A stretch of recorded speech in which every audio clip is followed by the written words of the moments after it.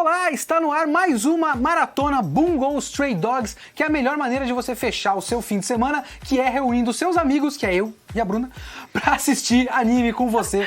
Eu sou o Leonardo Kitsune. E eu sou a Brubisnana. E a nossa verdadeira watch party de Bungo Stray Dogs chegou finalmente na segunda temporada. Agora tudo muda, o foco fica completamente diferente, mas a gente vai relembrar você mais ou menos o que você viu nas últimas maratonas de Bungo Stray Dogs. Porque a primeira temporada inteira foi uma grande apresentação das partes, digamos assim. Dos personagens, do mundo de Bungo Stray Dogs, né? Inclusive, eu acho que a primeira temporada, a gente só conseguiu o finalzinho dela, assim, incrementar, entrar num roteiro mesmo, num enredo mais aprofundado, mas a gente só teve mesmo a introdução de personagens. Eu acho Exatamente, que a gente teve bastante o foco no Atsushi, na jornada do Atsushi, de ele achar um lugar pra ele, um lugar, como a gente já falou algumas vezes, um lugar de desajustados, todo mundo é maluco, então é bem legal que ele tenha encontrado esse lugar aí, ser acolhido no meio de pessoas que talvez nenhuma daquelas pessoas seria acolhida em nenhum outro lugar, nenhum né? outro lugar. Aquela agência, a gente Detetives Armados é justamente isso, você ser acolhido, você ser entendido por pessoas que sofrem do mesmo problema. Não sei se é problema, eu acho que é uma qualidade. Não é exatamente um problema, mas tipo, nesse mundo a gente tem que entender, tem uma coisa que tem no Bungo Stray Dogs que é eles têm poderes e isso é um fato. É verdade. Né? Não tem uma explicação, tantos anos atrás alguém surgiu com poderes. Poderes existem, mas não é uma coisa muito comum e quando você tem isso, você acaba sendo uma pessoa que a sua vida muda muito. Então, meio que só num espaço com pessoas parecidas com você, que elas entenderiam quais são os problemas que você pode ter a partir disso. Então, acho que tem um pouco dessa jogada aí também. Você tem a jogada da aceitação, que a gente já comentou bastante com vocês, que tem a questão da relação com a Akutagawa, e como a Akutagawa meio que inveja o Atsushi. Então, a gente teve aquele embate final, aquela luta final. Muito legal aquela luta final. Nossa, eu gostei demais. Tô suspeita a falar que eu gostei de Bungo. Mas a questão Brubisnana, eu gostei demais. É todos os momentos de Bungo Stray Dogs. Assim, temos a questão também do desenvolvimento. Aquela batalha foi o estopim pra gente ver o desenvolvimento do Atsushi na primeira temporada. Então, pra mim, encerrou com chave de ouro. A gente consegue, inclusive, perceber a reciprocidade, o carinho, a empatia dele pela Kyoka, que eu achei muito fofinho. Sim, a relação dele com a Kyoka é uma relação muito bonitinha também. A Kyoka é uma personagem muito interessante, muito fofinha. Agora a gente vê que tem 3 lados, como a gente já comentou antes também. Tem a Guilda, que chegou agora.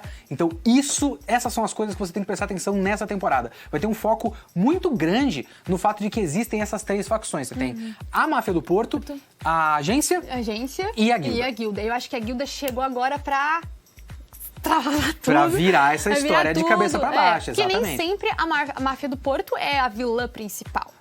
Tem isso. Então a gente tem que entender o que cada uma dessas partes quer, por que ela quer o que quer. Então tem essa jogada muito interessante de entender o xadrez desse mundo das pessoas com poderes, né? Verdade. Mas o que a gente tem que prestar atenção bastante agora, principalmente nesse começo de segunda temporada, é no Dazai.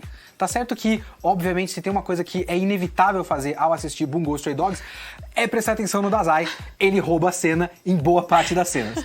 Mas a gente tá começando a entender o Dazai. Porque a gente não viu ainda um lado mais sombrio dele, quem ele era de verdade. Ele não demonstrou isso pro público ainda, pro pessoal que tá com ele. Quem ele é? Se ele esconde o lado sombrio? Se ele não esconde o lado sombrio?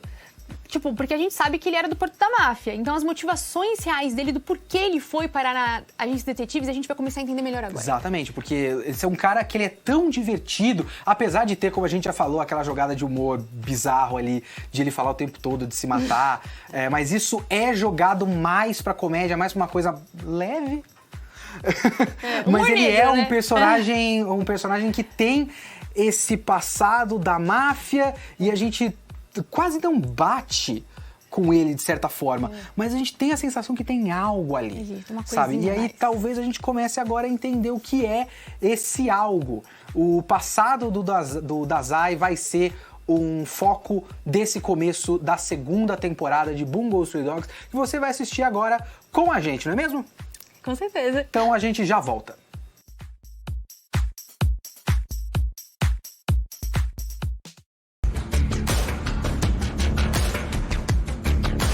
Você está assistindo Bungo Stray Dogs.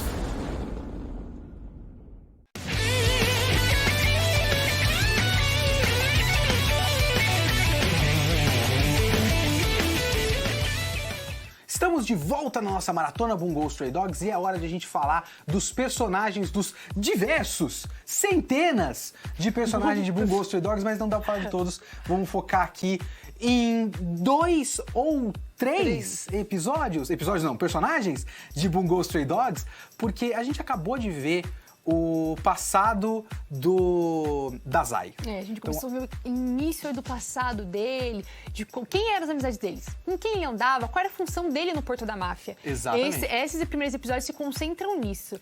Mas eu acho que a gente começa a ver um negocinho a mais com essa amizade dele, junto com o Ango. Então, a gente tem esses dois personagens aí, o Ango Sakaguchi e o Oda Sako, mas Oda ele tem Sako. uma brincadeirinha com o nome dele. Porque a gente tem esses dois personagens que formam esse trio dessas amizades dele na época da Máfia do Porto. E assim, a gente já falou algumas vezes aqui da relação dos personagens com as suas contrapartes literárias, digamos assim. E desses 3, eu acho que é a relação mais interessante que tem. Se eu não me engano, foi o que inspirou a autora do mangá a escrever o mangá, não é isso? Sim, foi o que deixou ela mais inspirada. Ela falou assim, nossa, gostei, vou escrever Bungo. Foi basicamente isso. Porque você tem esses 3 caras que, na vida real, na época mesmo, no pós-Segunda Guerra Mundial, esses 3 autores que era o Ango Sakaguchi, o Sakunosuke Oda Sakunosuke, né? E o Osamu Dazai, eles eram amigos e eles formavam um grupo de autores chamado de Buraiha, que era meio que a geração decadente. Eles eram caras que, depois da Segunda Guerra Mundial, começaram a criticar os valores japoneses, a decadência da sociedade japonesa pós-Segunda Guerra Mundial. Então eles eram caras que, como a gente viu na série, eles se reuniam em bares, eles bebiam pra caramba, usavam muita droga e eram caras pessimistas que falavam sobre o mal do mundo e a decadência e tudo mais. Então, isso é talvez a relação mais próxima que a gente tem dos autores reais para os personagens da série. Isso, quando eu descobri, eu achei muito interessante. Eu achei muito legal. Inclusive, é a que é mais bem ilustrada, até pela mesa de bar, até pelas características das coisas. Lupin, inclusive. Aí é o fã. Depois fala de mim. Que eu acho que deve ser referência direta ao personagem Arsène Lupin do Maurice Leblanc, da literatura francesa, né? Então, e fez todo sentido aquela questão da mesa de bar, com eles reunidos, tomando um whiskyzinho, uma bebidinha assim. Sim. Então, é muito legal a gente ver isso ilustrado no anime, né? Da vida real pro anime, pra arte. E tem a relação dos personagens na própria série, né? Sim. Que aí você começa a entender um pouco mais o Dazai, de certa forma, né? Através da visão, inclusive, do Oda Sako. A gente consegue entender quem era o Dazai e quem era o Ango pela fala do Oda Sako. Aí que a gente começa a entender quem de fato era o verdadeiro Dazai. E o Oda Sako é um personagem muito interessante, né? Que ele é um cara, um pacifista. Talvez aí teria que ler mais da obra do cara, que eu ainda não tive o tempo pra isso, mas talvez tenha um pouco de relação do pós-guerra e o personagem não querer matar ninguém tenha relação com um autor que criticava o Japão no pós-guerra, né? Eu acho que é o Ango Sakaguchi, na verdade, que na vida real, escreveu um artigo chamado Discurso da Decadência, que falava muito, inclusive, do quanto como é que chama? O Bushido era a filosofia do Bushido influenciou muito nas decisões do Japão na guerra e tal, criticando isso, né? Então, criticando o próprio Japão. E você tem esse personagem do Oda Sako, que é um cara que, estando na máfia, era um cara legal, né? Ele tinha as crianças. É, um cara da pai, gente. Eu, inclusive, me identifico muito com o Oda Sako, porque eu sou muito da pai, não gosto de arranjar confusão. Então, ele gostava assim, de harmonizar, ele era da paz, ele não gostava de matar ninguém. Sabe, gosto muito dessa característica do Oda Sako, inclusive. E aí você tem esse cara no momento mais sombrio do Dazai. Então você tem essa relação interessante. Perfeito. Que talvez possa ter relação com a própria decisão do Dazai de sair da máfia, né? Tem muito disso. O próprio discurso do Dazai na saída da máfia tem muito a ver com o quanto o amigo dele, o Oda Sako, e o sacrifício dele, né? Sim, verdade. Inspirou ele a sair da máfia e mudar de estilo de vida, digamos assim, de filosofia até, de certa forma, A gente né? já começa a perceber que talvez o Dazai não estivesse muito contente com o que estava acontecendo com a vida dele ali na máfia, de como ele lidava com as coisas, e acho que o Oda Sako veio para transformar isso. Né? Exatamente. Então agora a gente vai ver um pouco mais desse começo de segunda temporada de Bungo Stray Dogs e a gente já volta.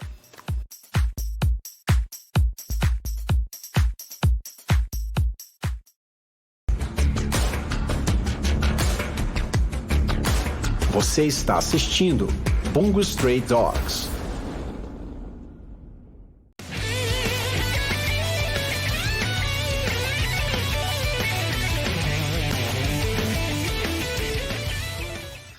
isso, gente. Nossa maratona deste fim de semana fica por aqui. Então a gente começou a entrar na trama principal dessa segunda temporada, que é, como a gente já tinha falado, esse embate das 3 organizações, né? A gente finalmente chegou, a guilda chegou e tá ferrando com tudo. Tá virando tudo de ponta cabeça, né? A gente tá começando a ver, de certa forma, até a agência com certa dificuldade de lidar com os ataques da guilda, né? Porque eles são muito diferentes, muito inesperados, são novos poderes e tudo mais, né? E agora a agência de detetives armada arranja outro problema. Além da máfia do Porto, temos aí a guilda pra estraçalhar com o resto do... Exatamente. Então... De tudo, assim, muitas lutas, a gente vê mais embate, mais lutas, a gente consegue enxergar mais essa questão do desenvolvimento de um personagem com o outro também, fica mais aprofundado, eu achei. Exato. E você tem agora, com a guilda, você tem todo um outro, como eu já tinha falado, um outro mundo de autores. Yay! Então a gente teve aí, como eu já tinha falado, a autora do Anne of Green Gables. Se eu não me engano, já apareceu a autora do E o Vento Levou, o Lovecraft. Lovecraft já aparece, não aparece? Que ele é todo... eu tenho a sensação que a ideia do Lovecraft é ele ficar se coçando porque ele sente o terror indescritível, sabe? Que é o tema das obras do Lovecraft. E tem o líder, né? Que você odeia. Sério, eu não gosto do líder da guilda porque basicamente ele acha que pode comprar tudo com dinheiro. E a vida não é assim, né, gente? Então, eu fiquei com um certo rancinho dele, um certo ódio. Eu gosto porque a Bruna, ela sente a coisa nos ossos. Eu fico falando com indignação. Eu não gosto desse homem. Eu falando pro Léo, eu tava mal indignado. Gente, eu tô indignado. Como eu já tinha falado, o Francis F. é inspirado no F. Scott Fitzgerald, que é o autor do Grande Gatsby. E aí é da onde vem esse negócio da obsessão dele. Obsessão? Esse interesse maior por dinheiro, porque o Grande Gatsby é um livro sobre os excessos do capitalismo e os excessos da elite, se eu não me engano, dos anos 40 ou 50 nos Estados Unidos. É um ótimo livro que eu tive que ler pra faculdade. Às vezes a faculdade dá pra gente livro legal. Né? Você fez direito, você só leu livro chato. Eu fiz direito, só li livro chato, felizmente. Sério. Eu fiz letras, então agora eu estou aqui. Letras serviu para algo, para eu falar de Bungo Stray Dogs na televisão. Essa questão do capitalismo é legal porque tem muito a ver com o Francis mesmo, né? Tem. Porque ele... Ele chega no fim da primeira temporada querendo comprar a agência, não é isso? Ele quer comprar o alvará que a agência tem pra poder exercer essas funções de detetives armados especiais, porque é difícil você conseguir um alvará desse calibre. Então é basicamente isso que ele diga, vou dar um prédio pra você, vou dar tudo pra você. Inclusive, ele tenta isso e não dá certo por causa do líder da agência. Quando ele aparece, ele é um personagem muito carismático, porque ele tem a retidão. Incisivo, conciso. Exato, então ele defende a agência e esse alvará é importante porque é isso que define que a agência existe, a agência é importante. E aí ele aceita a Kyoka e tudo mais. Então ele é um personagem muito legal que sempre que ele aparece você sabe que dá pra contar com ele. Então é uma presença bacana, uma presença muito carismática. Ele passa confiança, né? A gente devia falar mais dele, é um personagem muito legal. Porque agora a gente tem esse embate dos 3 líderes, né? Você tem esse cara, que a gente esqueceu o nome, o Francis F. e o Ogai Mori, né? Que inclusive ele aparece no final da primeira temporada, a gente consegue entender que ele... Também aquela questão, não julgo ele pela capa, porque ele tem uma aparência inocente, ingênua, mas de inocente ele não tem nada. Ele chega se fingindo de sonso, né? Exatamente. É bem interessante.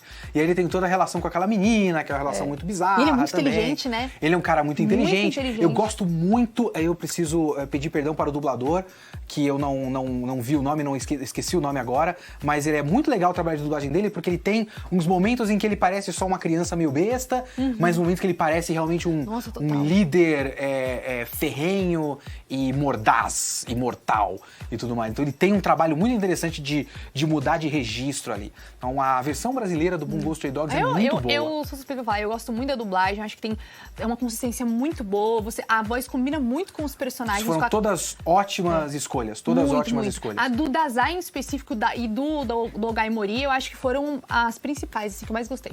A gente fica por aqui, infelizmente. Na semana que vem tem mais Bungo Stray Dogs comigo, com a Bruna e com você aí de casa assistindo anime com a gente na nossa Watch Party. Faça sua pipoca e espera pra gente. Faz só na semana que vem, senão vai ficar fria.